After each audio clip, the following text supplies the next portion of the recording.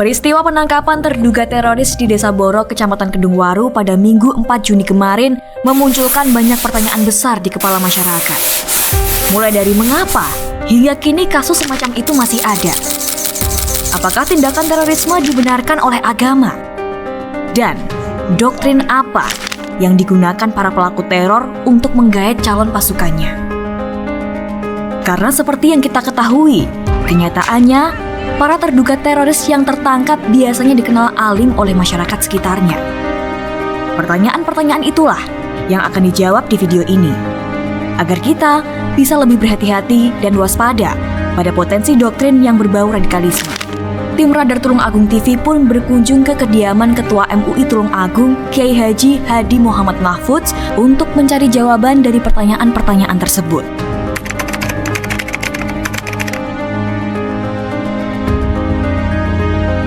Teroris itu selama yang teroris berkembang di Indonesia jelas bertentangan dengan agama, bertentangan dengan negara.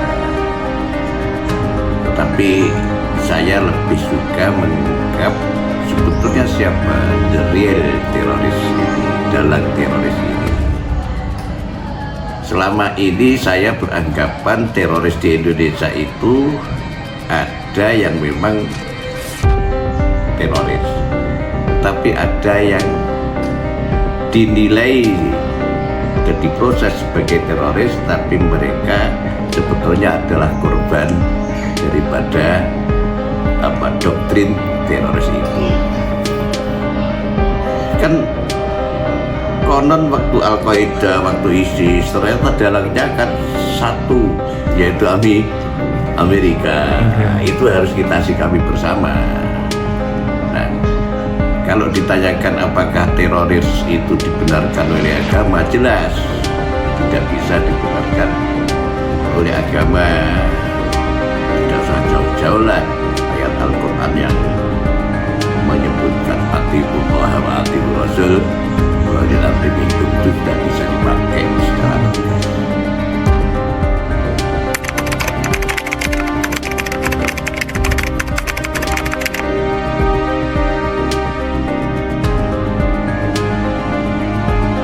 Al-Quran itu ada sisi-sisi tegas, ada sisi-sisi lunak. Ada sisi Al-Quran memerintahkan perang. Nah, ini doktrin-doktrin yang digunakan oleh mereka yang mendoktrin teroris kemudian mendalangi teroris itu kan ada memang yang berupa tim khusus yang membuat doktrin menyalahgunakan dalil itu. Islam tidak akan melakukan perang kalau tidak diperangi. Tapi ayatnya yang dikutip hanya ayat yang memerintahkan perang. Itu. Nah, sehingga dari doktrin ini menimbulkan kesalahan-kesalahan pemahaman. Nah, kesalahan pemahaman itu ada yang memang sengaja mempersalahkan, membuat salah. Ada yang jadi korban daripada termakan oleh doktrin itu. Inilah ini. Yang kedua ini yang kami mestinya pemerintah mempunyai resep sendiri. Oleh karena itu kan ada ya, setelah ditangkap sebagai teroris, diproses, dihukum, itu kan ada satu cara bagaimana dia doktrinnya bisa kembali ke doktrin yang benar. Itu upaya-upaya itu ada.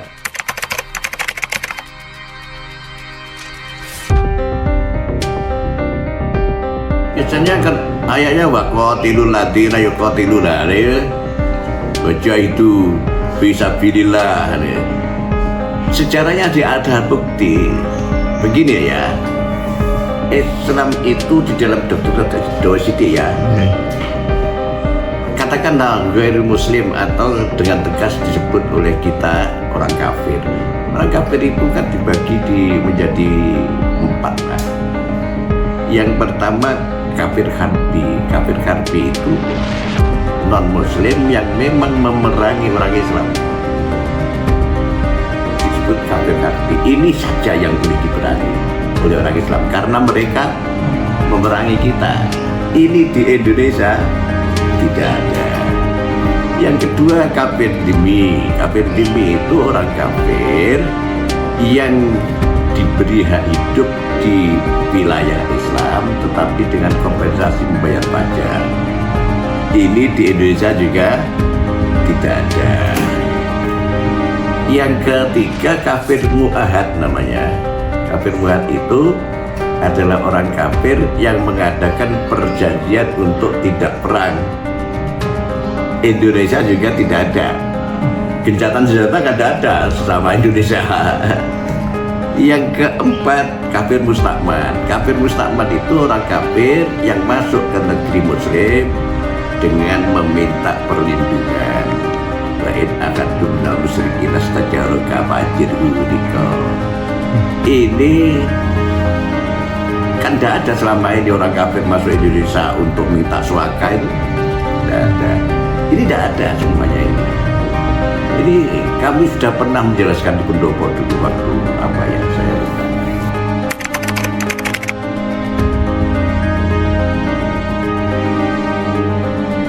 Masyarakat kita, makanya ini loh, saya menganjurkan kepada semua pihak, utamanya kepada warga muslim, hati-hati, jangan salah memasukkan anak didik untuk belajar. Lihatlah tempat belajarnya, apa doktrinnya dan seterusnya. Ya, sikap kita terhadap orang-orang semacam itu, utamanya seperti ormas-ormas NU, Muhammadiyah dan lain-lain, tentu berkewajiban bagaimana membina orang-orang semacam itu.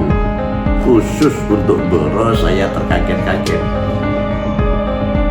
Terkaget-kaget itu ada di depan mata kita, tetangga kita, tetapi kita tidak waspada.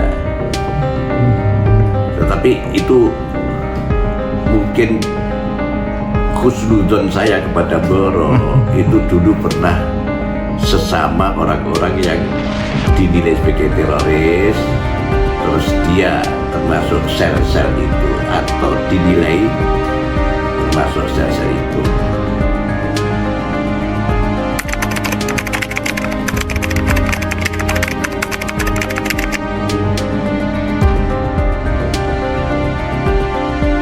Yaitu dimulai dari tidak memperhitungkan di mana dia belajar, siapa yang mengajari.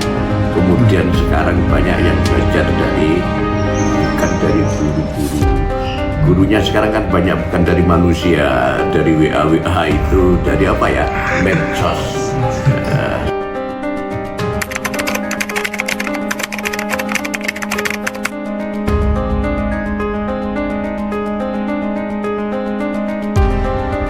Sikap religius manusia memang kadang ya mempengaruhi kepribadian seseorang.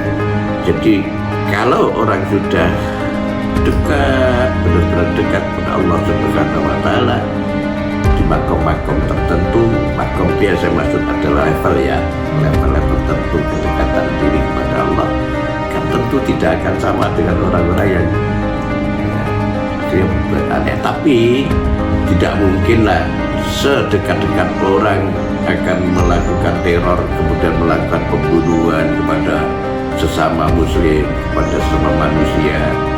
Islam mengajarkan kepada binatang saja tidak boleh menyakiti. Sedekat apapun, semakin dekat kepada Allah, semakin taat pada aturan-aturan Allah, meskipun kadang dianggap aneh. Kayak wali-wali kan ada yang wali, ada yang etok-etok wali, ada yang dicap wali, ada kadang berbuat aneh-aneh. Dari jawaban Gus Hadi sudah jelas bahwa tindakan terorisme sangat tidak dibenarkan dalam alasan apapun. Tindakan itu sangat bertentangan dengan ajaran Islam. Di dalam Al-Quran memang terdapat beragam sisi. Ada sisi tegas dan sisi lunak. Dan inilah yang digunakan untuk mendoktrin calon teroris dengan menyalahgunakan dalil dan menyelewengkan makna yang sebenarnya. Semoga peristiwa penangkapan kemarin adalah yang terakhir di Tulung Agung, agar masyarakat tak lagi dihantui ancaman terorisme dan dapat hidup tenang tanpa adanya doktrin-doktrin palsu yang mengintai. Dari Tulung Agung, tim liputan Radar Tulung Agung melaporkan.